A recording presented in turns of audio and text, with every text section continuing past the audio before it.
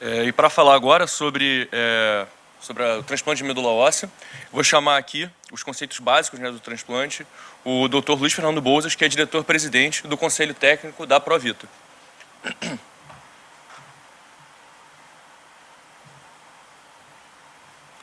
Eu vou falar bom dia porque eu acordei cedo, então é bom dia. Tudo bem com vocês? Espero que sim. As palavras do Otimar sempre são palavras de amigo, então é difícil levar em consideração tudo que ele fala, porque a amizade é grande, mas eu acho que cabe esse histórico da Provita, porque, como diz um amigo nosso lá do Rio Grande do Sul, que teve um filho com leucemia e que fez um transplante de medula e perdeu esse filho por conta de complicações, do limão a gente precisa fazer limonada, né? E foi o que aconteceu com a Provita, né? Na verdade, o Dr. Lineu de Paula e a esposa, diante de uma situação difícil que ela apresentou um mieloma múltiplo e precisava fazer um transplante. Na época, o transplante não era feito no Brasil e ela teve que ir para os Estados Unidos, tinha condições de ir. E essa história é uma história que eu gosto de contar porque ela reza a lenda, né, de que ela, no avião, perguntou a ele: mas nós temos condições, o doutor Lineu tinha condições na época, grande empresário, de ir para os Estados Unidos. E os brasileiros que não têm essa condição? Como é que eles se viram, né, para poder buscar uma cura para essa doença? Então, ele disse: não se viram, porque não tem esse procedimento, não tem essa estrutura. Então ela disse: bom, você vai me prometer que quando eu voltar, ou se eu não voltar, quando você voltar para o Brasil, você vai desenvolver uma ação social que ajude os pacientes de transplante. E esse é o objetivo da Provita. A Provita é diferente de uma ONG ou de uma sociedade científica. Na verdade, o objetivo é ajudar aos pacientes. Muitas vezes, instituições como a minha instituição, como o INCA, tem uma condição, tem mecanismos de oferecer um tratamento adequado, mas às vezes tem detalhes desse tratamento e às vezes muito envolvendo a humanização do tratamento que não são possíveis nos mecanismos naturais da burocracia de um serviço público, por exemplo, né? E a Provita tem condições de complementar esses aspectos que a gente não encontra, às vezes, nas instituições como um todo. Então, às vezes, é uma cadeira rasgada, é uma cadeira desconfortável para receber uma transfusão, é uma decoração de um quarto para uma criança, é fazer uma festa de Natal para os pacientes, para que eles possam ter esse estímulo, né, para o resto da vida. Coisas que a instituição pública, às vezes, não tem recursos, não tem como fazer, e até se fizer, pode até ser mal visto por algum mecanismo, digamos, de controle, né? Essas instituições de controle, às vezes, não vêm com muita satisfação ou com muita correção, a aplicação de recursos em festas e coisas desse tipo. Mas essa humanização, ela faz parte do tratamento. E isso sem falar outras coisas. Por exemplo, às vezes um medicamento que não está no rol da instituição pública, ele leva 6 meses, 1 ano para ser comprado, e uma instituição de apoio como a Provita pode realizar essa compra e não deixar que o paciente passe sem utilizar esse medicamento. Então, essa é a importância de uma instituição como essa. Nos últimos anos, eu venho conversando com o nosso conselho e com a direção de que também faz parte, isso foi uma ideia lá do início da Provita, mas que ficou um pouco afastado assim, da prioridade, mas também faz parte a educação e levar a informação sobre transplantes, sobre as doenças, para os profissionais que trabalham na área e para a população como um todo. Então, essa reunião aqui, que a gente tem feito regularmente, é nesse sentido. Pode ser falando sobre transplante de medula, pode ser falando sobre linfoma, leucemia, sobre doenças, sobre prevenção, mas a ideia é que a gente tenha um nicho na Provita de informação. E é isso que a gente está fazendo aqui hoje. Bom, como diz o Dr. Ricardo Pasquini, que é o pioneiro dos transplantes no Brasil, fez o primeiro transplante em Curitiba, em 1979, e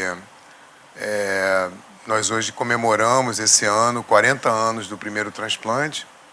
Aqui no Rio de Janeiro estamos comemorando os nossos 37 anos de transplante, e o Otimar já disse, não devia ter dito, mas eu estava no primeiro transplante no INCA, né, aqui do Rio, nessa época, como parte da equipe pioneira do transplante no INCA e no Brasil. São duas equipes pioneiras, muita gente se esquece disso, mas as equipes pioneiras são de Curitiba e do INCA, porque Curitiba fez 2 transplantes antes do INCA começar a fazer o seu primeiro transplante. Só que a paciente que foi feito o transplante no INCA, em 84, ela é a paciente sobrevivente mais antiga dos transplantes no Brasil. Ela está hoje bem, viva, curada de sua doença, e é a paciente que há mais tempo está sobrevivendo um transplante de medula óssea. Então, ela era uma secretária da Universidade Federal do Rio de Janeiro. Então, é importante a gente dizer isso, comemora-se sempre, ela é um marco para a nossa instituição, inclusive. Então, o que eu disse do Dr. Pasquini é que ele costuma dizer o seguinte: a gente, quando é velho e quando está muito tempo fazendo alguma coisa, é sempre chamado para falar sobre a história, né, do procedimento. Então, eu vou começar a palestra de hoje falando sobre a história do transplante, sobre os conceitos básicos, e também mostrar para vocês um certo passeio sobre essa evolução e sobre como os doadores de medula são importantes no que diz respeito a oferecer esse procedimento para os pacientes. Então, para vocês terem uma ideia, muita gente às vezes considera o transplante de medula óssea como uma inovação, uma coisa que acontece moderna e tal. É moderna, é importante, mas já tem a nossa idade, 65 anos que o primeiro transplante foi realizado no mundo. Então, é um procedimento que trouxe uma grande contribuição para a ciência, para o tratamento de inúmeras doenças, para o suporte de inúmeros pacientes, não só na área de transplante, mas na área da oncologia, da hematologia, da pediatria. Vários procedimentos, várias técnicas surgiram exatamente pelos estudos com o transplante de medula óssea. E, mais recentemente, a gente tem mudado um pouco esse termo de transplante de medula óssea para transplante de células tronco hematopoéticas. Porque a medula óssea a gente vai mostrar, é um tecido. E nesse tecido existem células que são as células importantes para o transplante. São essas células tronco.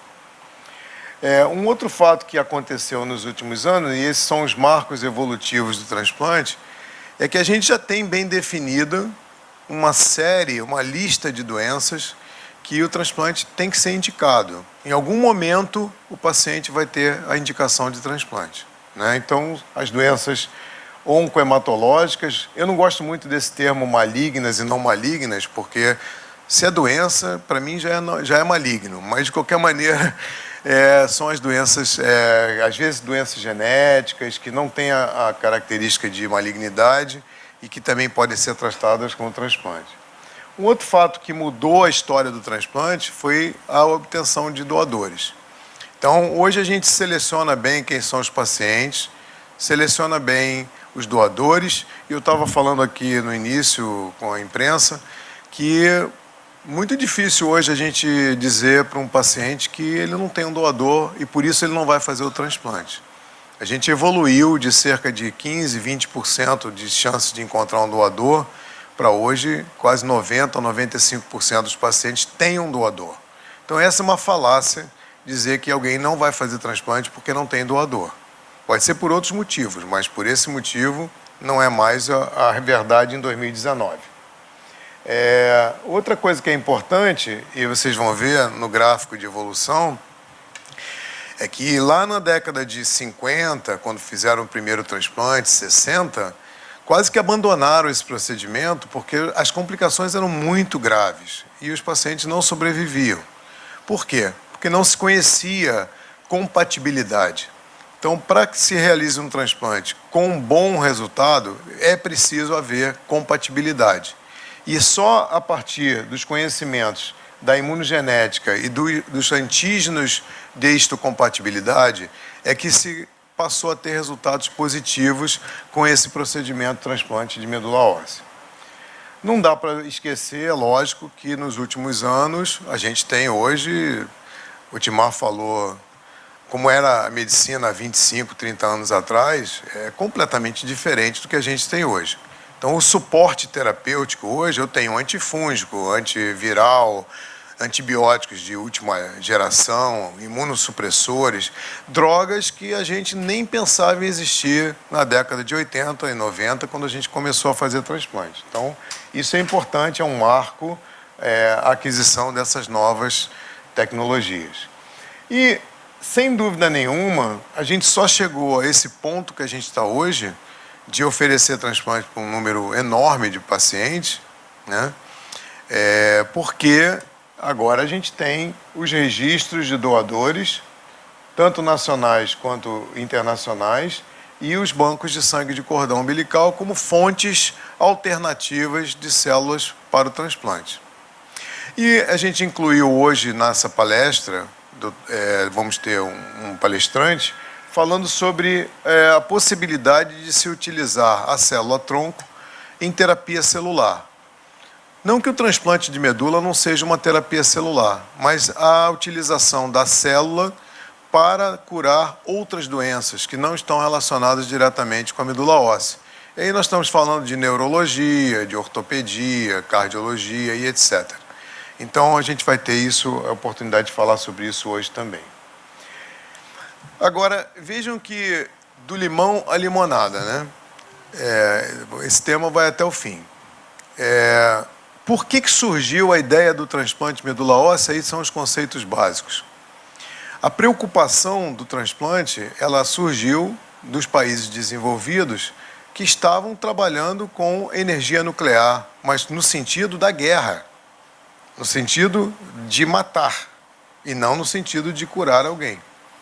Então, com os estudos da energia nuclear, e aqui bem representado, todo mundo conhece, os países já desenvolvidos na época da guerra se preocuparam o que aconteceria, por exemplo, se alguém lançasse uma bomba atômica numa grande cidade e o que isso traria de malefício para a população.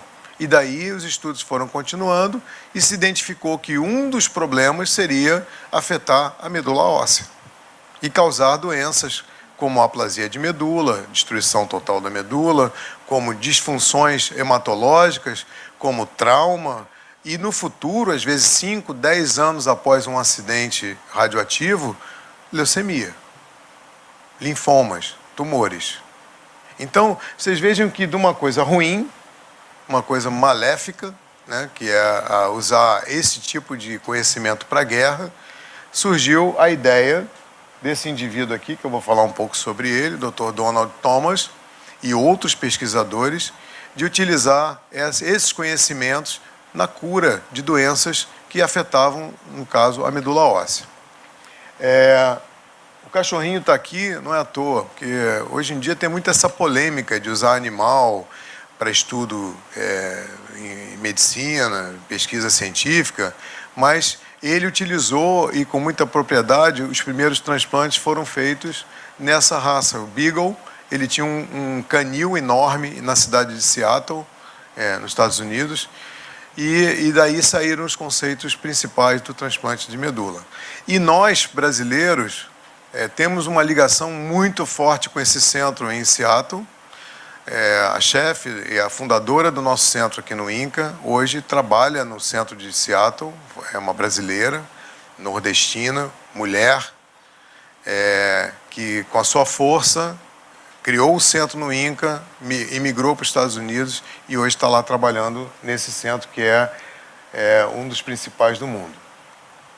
Então, o conceito básico do transplante é a utilização de células. Essas células elas têm a capacidade de regenerar um tecido que foi de alguma forma afetado ou destruído.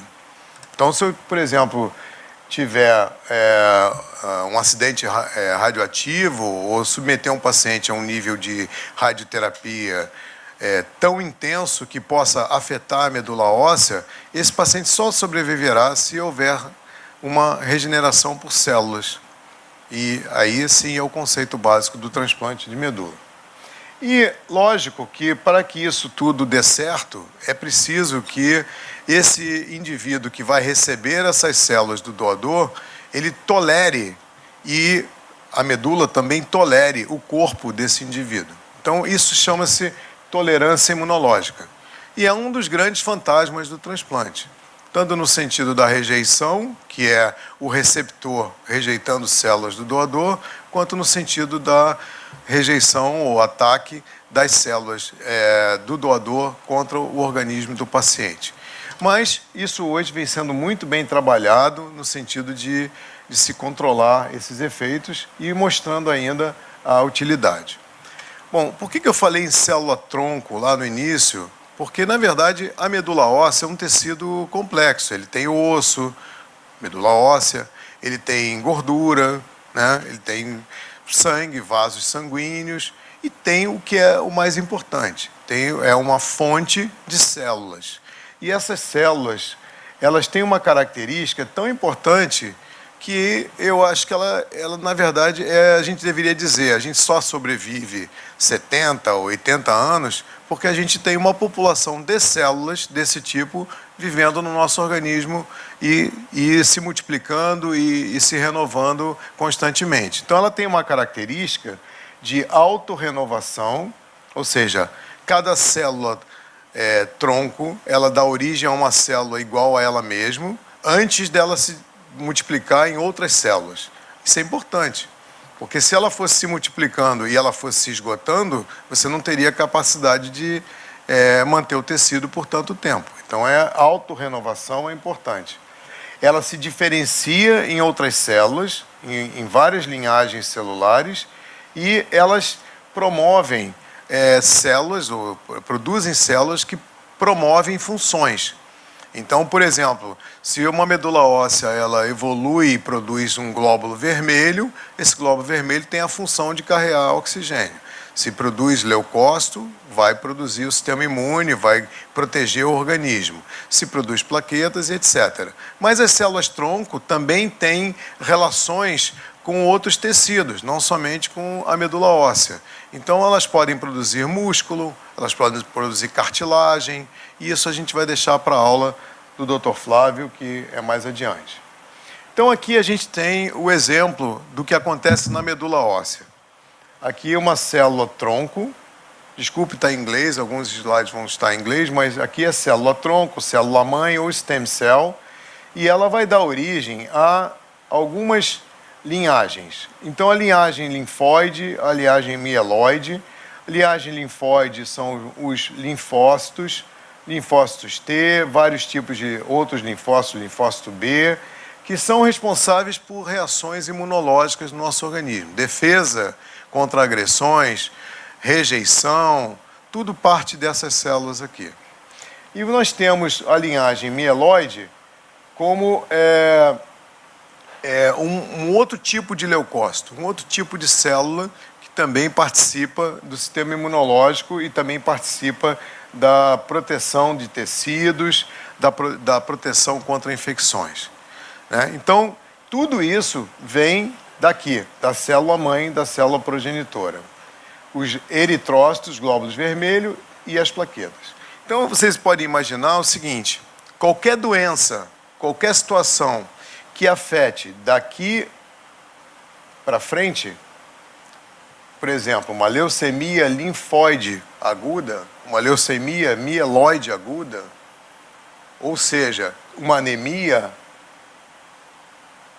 ou uma trombocitopenia, todas essas alterações, elas se originam de alguns efeitos sobre essas células, que são produtoras de outras células. Por isso, a substituição da medula pode propor uma cura ou um controle dessas doenças que se originam desse tecido. Bom, eu falei lá no início uma coisa muito simples. Está doente, substitui por célula e resolve o problema, né, Roberto? Nem sempre é assim, né? É bem mais complexo que isso. Então, para que a gente consiga, por exemplo, realizar o nosso sonho, que é curar o paciente, né, nosso objetivo maior, é preciso se utilizar técnicas que são, por exemplo, a imunossupressão, são medicamentos ou técnicas de imunossupressão,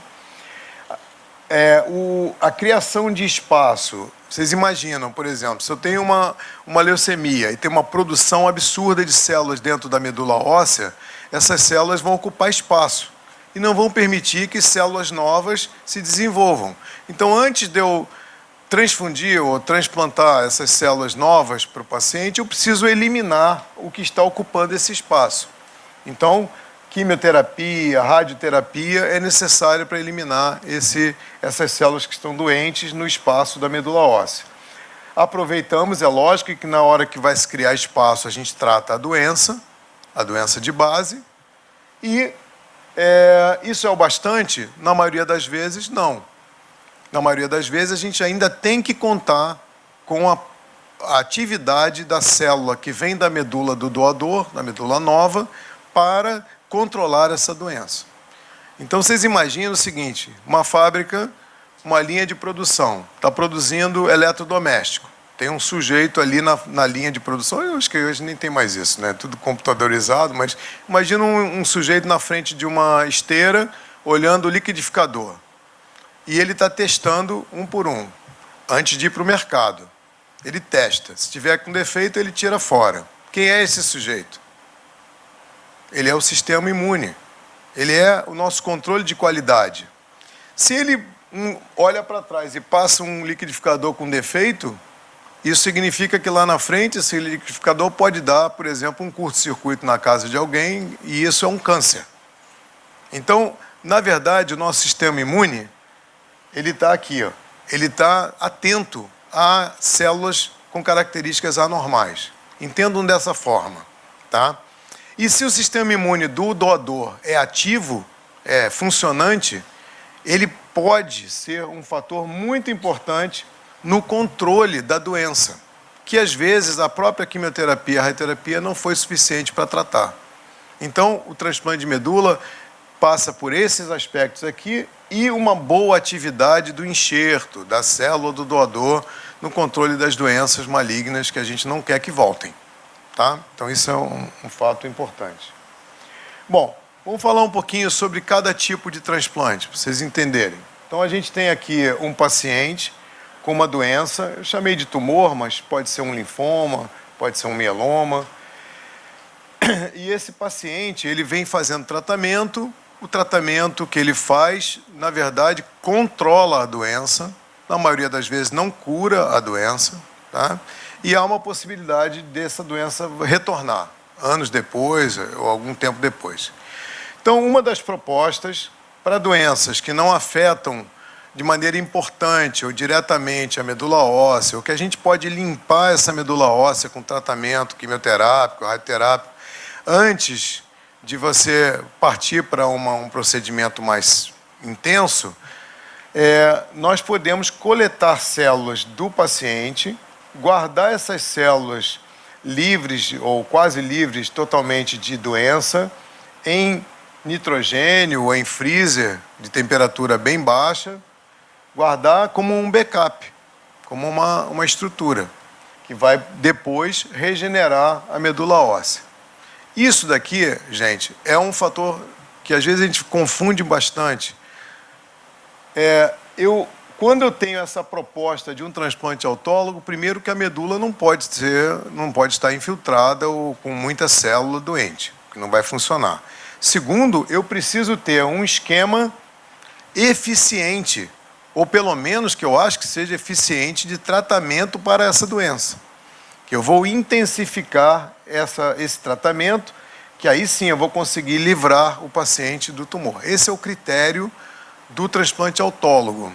né? O transplante autólogo, ele lida com a força da quimioterapia, da radioterapia, de preparo do paciente e o backup das células que a gente vai usar para resgatar essa medula óssea, porque sem esse resgate o paciente não sobrevive.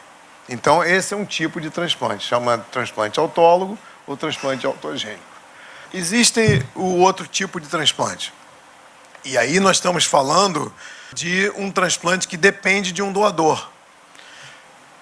Transplante halogênico. Nesse tipo de transplante, o paciente ele tem uma doença. Muitas vezes essa doença está relacionada diretamente com a medula óssea, na maioria das vezes, e não há condições de se obter células tronco do paciente. Então, nós temos que utilizar o tratamento, vai necessitar do mesmo backup, mas esse backup virá de um doador. Esse doador, ele precisa ter compatibilidade com o paciente. Então, o paciente está aqui, ele vai ser tratado, vamos eliminar a doença, ou diminuir muito a presença dessa doença, e vamos usar como backup células do doador compatível. Essa utilização aqui é necessária para resgatar a medula óssea do paciente.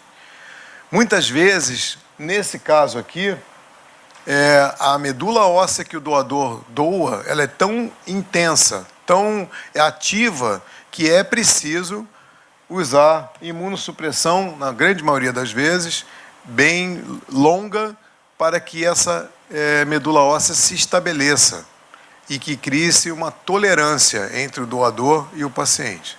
Tá? Então, por isso aqui tem imunossupressores. Então, a diferença do transplante halogênico e do transplante autólogo.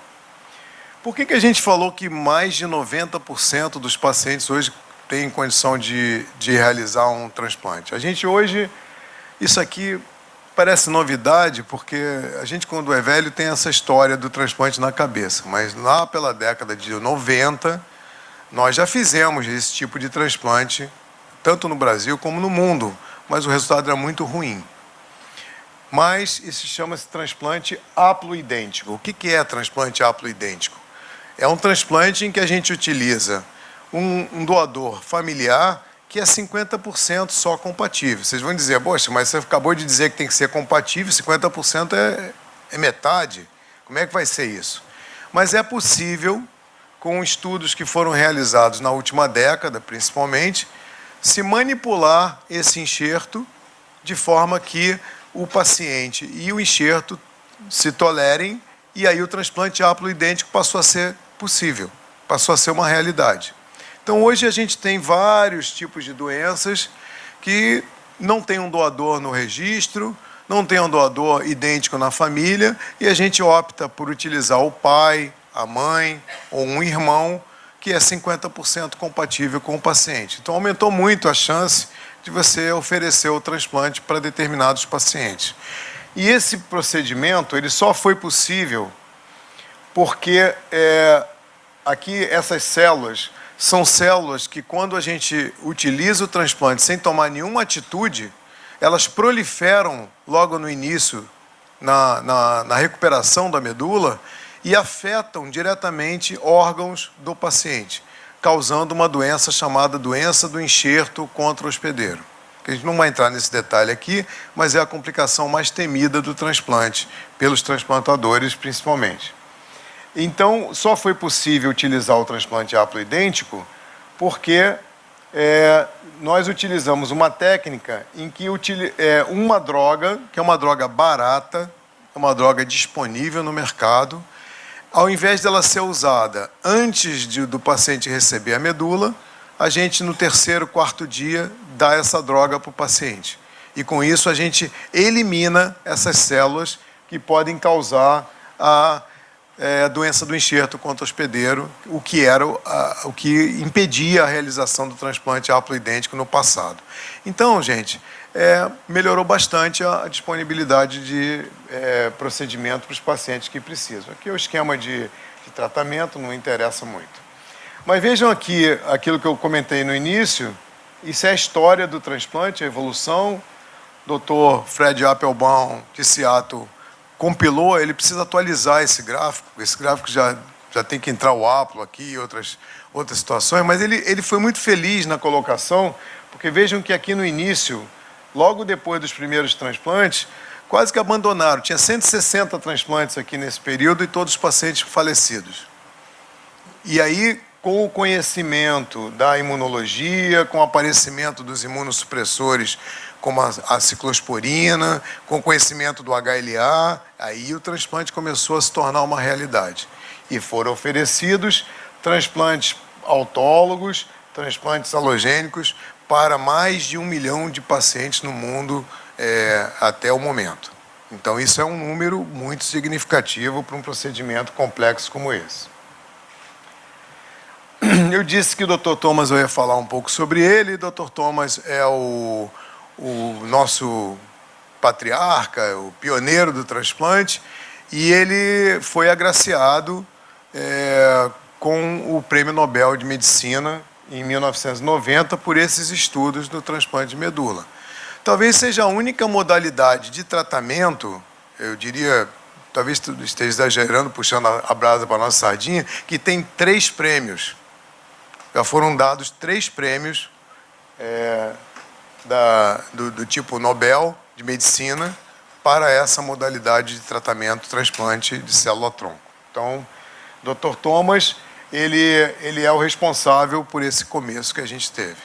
E aqui tem um slide de uma publicação que a gente até participou como representante do Brasil, que é muito importante a gente mostrar o seguinte: o Timar estava falando de ideologia, de política. Isso não é o mais importante. O mais importante é a gente saber que a estabilidade econômica, o desenvolvimento econômico de uma nação ou de uma região é determinante da evolução desse tipo de procedimento. Então, a gente tem aqui mais ou menos em torno de 57% nesse estudo dos transplantes no mundo eram autólogos, 43% eram halogênicos. Isso pode ter mudado um pouco, talvez agora esteja igual. As leucemias se transplantam mais com halogênico, os linfomas mais com autólogo, e assim por diante. Mas se a gente for considerar o PIB das nações, né, países com determinado nível de desenvolvimento e tamanho não têm transplante. Então, por isso, se você for buscar na África, em vários países da Ásia, da África, que tem grandes dificuldades econômicas, não tem transplante. O Brasil, como uma pujante economia, que apesar de combalida em determinados momentos, conseguiu desenvolver esse programa. E esse programa, ele só cresceu nos últimos 30, 40 anos. Então, isso só foi possível porque a sociedade brasileira abraçou esse programa. Porque os governos entenderam que esse era um programa que não dependia de ideologia. Todos os governos que foram governos de 90 em diante entenderam que era necessário estabelecer um programa forte e suficiente para tratar a população brasileira. Tem problemas? Tem problemas. Precisa continuar estimulando? Precisa. Mas isso foi um crescimento em que, por exemplo, na década de 80, nós tínhamos 3, 4 centros de transplante no Brasil. Na última década, chegamos a 100 centros de transplante no Brasil. Nós fazíamos pouco mais de 100 transplantes por ano, hoje nós fazemos 3.000, 3.500 transplantes por ano e 89% são feitos no SUS, são custeados pelo SUS. Melhorou agora com o custeio também pela saúde suplementar, mas ainda o SUS é o principal fornecedor de recursos para o transplante. Então, mostrando que o Brasil, que todo mundo às vezes critica o SUS, o governo, essa coisa toda, mas pelo menos na nossa área, a gente conseguiu evoluir para chegar perto de países, por exemplo, como o Canadá. A gente não está igual aos Estados Unidos, nem está igual a vários países da Europa, mas a gente conseguiu evoluir e estamos fazendo transplante e oferecendo transplante com um número razoável e com uma qualidade, sem dúvida nenhuma, muito boa no país. Essa foi a evolução no nosso país. Falei dos centros, né? Os primeiros centros estão aqui. O SEMO está aqui. A doutora Mary está aqui, pequenininha, não dá para vocês verem. O doutor Thomas ao lado dela. E o doutor Thomas dizia para ela o seguinte: você criou no Rio um novo Seattle. Porque foi daí que surgiu a evolução do transplante, sem dúvida nenhuma. E ela foi pioneira nesse sentido. Aqui o doutor Pasquini, o doutor Eurípides, pioneiro do HLA. Eu estou aqui novinho com a Mary. E a gente teve uma felicidade de encontrar líderes em vários estados, em várias instituições que promoveram o transplante. Então, hoje a gente tem associações, instituições, nós temos consensos que são realizados, temos um livro de transplante, uma sociedade muito forte que evolui cientificamente esse procedimento. Ou seja, o Brasil caminhou junto com a história desse procedimento no mundo. As principais indicações estão aqui, eu já citei para vocês, no topo da lista estão as leucemias, as falências medulares, no caso mielodisplasia, alguns transtornos genéticos e algumas falências que são adquiridas também, como anemia plástica, vários outros tipos de distúrbios hematológicos. E aqui vocês veem que aqui no final dessa lista tem algumas doenças que ainda estão indefinidas, mas quem sabe a gente também vai poder oferecer, como as doenças autoimunes. Existem pesquisas no próprio Brasil muito importantes em diabetes, em lúpus, em esclerose múltipla, que vêm sendo desenvolvidas. Quem sabe a gente vai poder ajudar esses pacientes também, que não têm uma doença exatamente hematológica nem maligna. São doenças de outra origem. E aqui a gente pode ver na nossa curva do próprio INCA, né, mostrando que leucemias agudas são as principais indicações. Depois vem as falências medulares, depois vem outros tipos de tumores e doenças que podem ter indicação. E a nossa indicação não é diferente do que acontece no mundo inteiro. Então, aqui é um dado do registro, eu trouxe um dado de 2016, mas mostrando que, por exemplo, o mieloma múltiplo é a doença que mais é transplantada no sentido do transplante autólogo, muito pouco transplante alogênico para mieloma. Os linfomas vêm em seguida para transplante autólogo e as leucemias, principalmente a mieloide e a linfóide, nos transplantes alogênicos. Existem diferenças também, digamos, entre os países. Em alguns países, a gente nota, isso aqui é Estados Unidos, mas o crescimento mundial acompanha mais ou menos o que ocorre nos Estados Unidos em transplante autólogo. Em transplante alogênico, a dependência de achar um doador sempre foi um problema e agora vem melhorando. Ultimamente, a gente tem algumas fontes de transplante, como, por exemplo, o sangue do cordão umbilical, que é isso aqui, que vem sendo menos utilizado, mas em alguns casos, em crianças, ainda pode ser selecionado um cordão para o transplante. Mas a principal mudança nesse cenário de ofertar o procedimento tem sido o transplante haploidêntico, que vem crescendo de forma significativa no mundo inteiro e não é diferente no Brasil. Então, esse procedimento se tornou mais seguro agora, se tornou uma realidade, os grupos estão ganhando mais experiência, então a gente tem tido um crescimento bastante significativo. Uma outra coisa que eu acho que é importante a gente ressaltar é que quando eu comecei a fazer transplante, o nosso limite de indicação era 40 anos. Não se fazia transplante em paciente com mais idade. Aí a gente começou a ficar meio abusado e aí começou a fazer transplante para pacientes com 40, mais de 40, 50, mais de 60, né? E agora tem até alguns grupos se aventurando a fazer com mais de 70, o que é um ganho. Ou seja, tem pacientes que têm 70 anos, mas hoje são atletas, têm uma condição física que permite esse tipo que a gente chama de paciente fit, né? Paciente que tem condição de fazer porque está razoavelmente bem fisicamente. Então, isso é uma coisa importante, porque isso afetou diretamente a nossa capacidade de transplantar. Aumentou o número de doadores, aumentou o número de pacientes com indicação, precisa de quê? Mais leito, mais recurso, mais equipes e etc. Então, a logística vem sendo bastante interessante. É lógico que para os pacientes com uma idade abaixo de 60 anos, o transplante halogênico, o transplante autólogo e o transplante halogênico têm diferenças, né? Então, se oferece mais transplante autólogo para o paciente mais idoso, por causa das doenças, por conta da indicação. Mas isso é importante que a gente veja que vem mudando. Olha aqui, ó, vem aparecendo com mais de 60 anos alguns pacientes fazendo transplante halogênico. E isso determina uma complexidade maior no procedimento. Então, esse ponto que eu acho que é interessante é que, para que a gente determine quem tem indicação, qual é o melhor doador, tudo vai depender de como é que você conversa e como é que você conhece a doença do paciente. Então, está lá.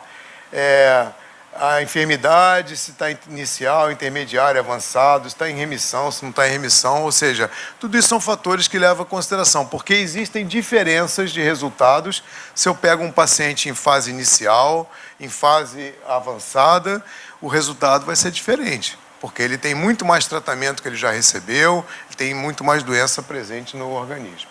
Então aqui ó, vocês veem, por exemplo, o resultado em leucemia mieloide aguda. Se eu tenho um paciente precocemente indicado, a sobrevida dele é melhor do que um paciente que está com doença avançada, que demorou muito tempo no sistema, se tratando, achando doador e tal. Então é por isso que a indicação do transplante indicou, achou o doador, tem que prosseguir, porque se demorar muito, atrapalha o resultado do paciente. Isso serve para várias doenças. Mas o que eu acho muito importante essa lista, vocês não precisam ler essa lista, mas isso aqui é o seguinte, não sei se tem alguém aqui do serviço social, estou vendo ali a turma do serviço social, psicologia, enfermagem. Quando a gente conversa com o paciente pré-transplante, a gente tem que abordar tudo isso aqui, ó. O médico, principalmente, tem que abordar tudo isso aqui, não adianta esconder o que vai acontecer. Então tem que falar sobre qual é o melhor transplante para ele, qual é o tipo de transplante que eu vou fazer, quanto é a intensidade do regime de condicionamento. Isso faz parte da seleção da indicação para o transplante. Porque daí o paciente vai consciente e vai colaborar com o que você oferecer para ele. E isso tem uma série de outros fatores que tem que ser colocados. Então, na procura de um doador, que é um pouquinho em paralelo com isso que está acontecendo com o paciente, a gente depende, como eu já disse, de um doador familiar, que pode ser idêntico ou haploidêntico, de doador de registro e doador do banco de sangue de cordão. Então, eu vou acelerar um pouquinho aqui, as chances eu já falei. Os doadores, eles precisam ser analisados quanto a esses aspectos aqui, qual é a idade do doador, quanto mais jovem o doador, melhor para o paciente. O enxerto se estabelece melhor no que os doadores que são jovens. Graças a Deus, o registro brasileiro ele tem uma média que varia entre 18 e 45 anos, está em torno de 80% dos doadores brasileiros. O que é bom, são os doadores jovens. O gênero do doador, a doença de base do paciente também vai influir na seleção do doador. Se existe alguma comorbidade no paciente, por exemplo, aí eu vou escolher qual é a fonte de células, como é a compatibilidade e os fatores relacionados ao doador em termos de infecção e outras alterações. Então, o HLA é um fator importante. É importante que se a gente puder buscar um doador muito compatível, 100% compatível, é melhor para o paciente. Os resultados são melhores. Mas não quer dizer que a gente não possa usar, às vezes, 90% compatível, usando uma outra estratégia, que talvez seja a única alternativa que aquele paciente tem.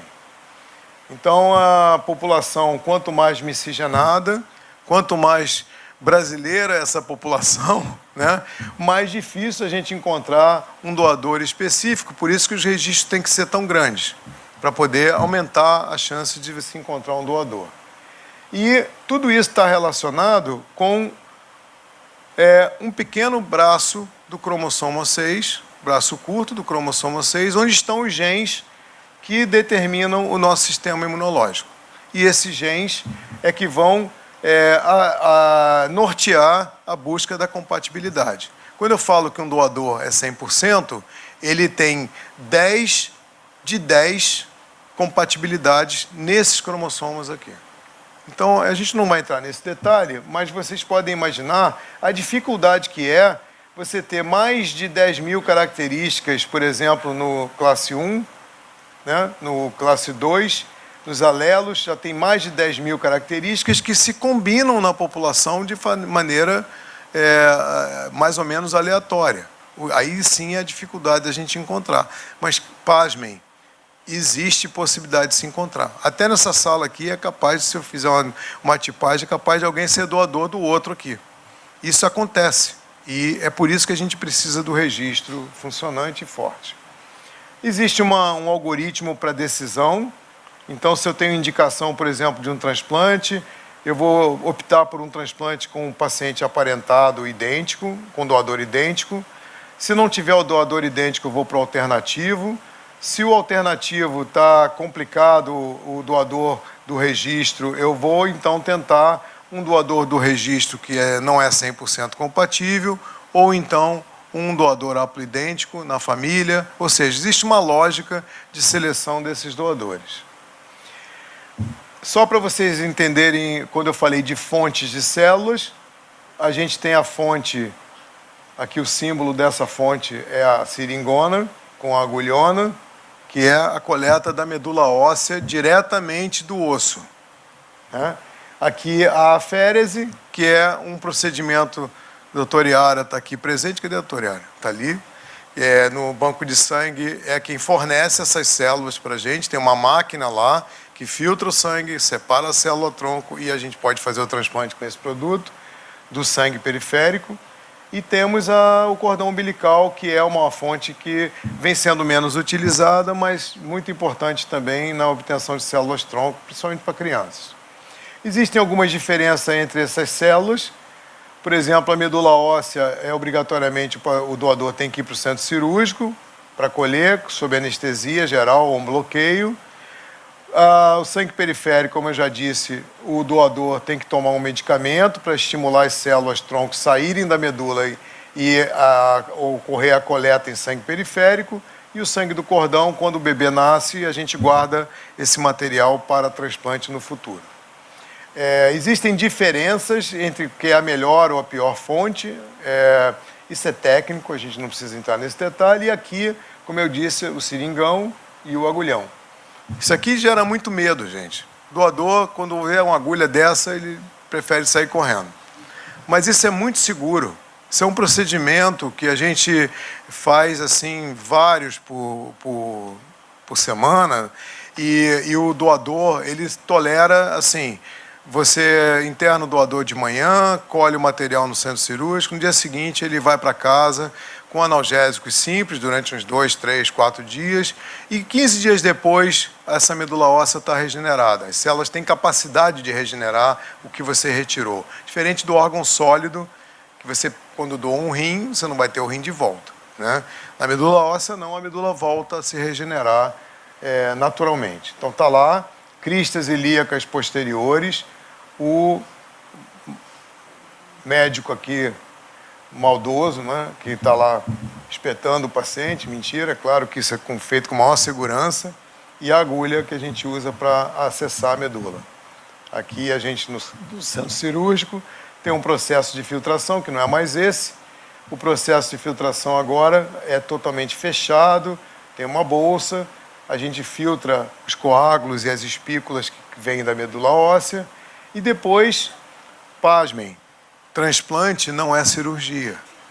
Então, a única coisa cirúrgica que tem no transplante é a coleta, que é feita sob anestesia. O resto é uma transfusão. A gente coloca esse material numa bolsa e é transfundido para o paciente que já está preparado para receber essas células. Então, a máquina de aférese, Yara, desculpa, essa aqui é uma máquina do tempo do Ronca, né? É antiga, mas é de propósito. É uma máquina que começou a ser usada mais ou menos no meados da década de 90 e a gente colhe sangue periférico do paciente após ser estimulada a célula a sair para a corrente sanguínea. Então, esse é o sangue de cordão, o bebezinho, o cordão e a placenta têm uma quantidade boa de células-tronco, a gente armazena e congela e fica um banco de células-tronco disponível. Isso é o banco do INCA, que tem hoje uma capacidade para 10 mil unidades, deve estar com 7 mil mais ou menos. Quando a gente fala de melhoria de resultado, que eu já estou terminando, a gente fala principalmente, e aí os colegas, o Roberto, os outros vão falar mais especificamente em determinadas doenças.